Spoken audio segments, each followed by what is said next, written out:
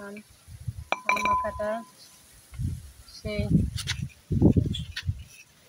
সবাই এভাবে একটু আম মাখা খাবেন। টক মাঝে মাঝে টক খেতে হয়।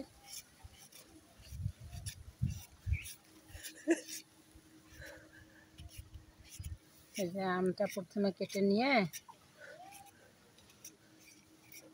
এরপর হচ্ছে মরিচ, লবণ আর আমি একটু চিনিও দেব।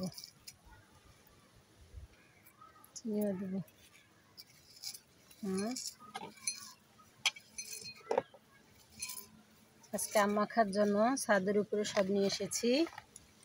একটু গুড় দিলাম,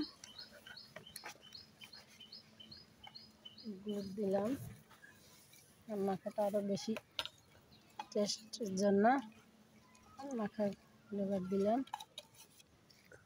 একটু বিট লবণ দেব, বিট লবণটা দিলে আরও একটু টেস্ট বাড়বে। দেখতেও যেমন, খেতে ঠিক লোভনীয়। একটু সরিষার তেল দিব।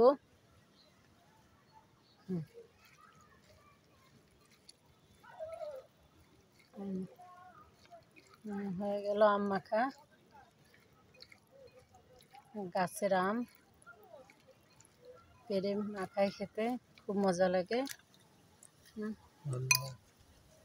ধন্যবাদ।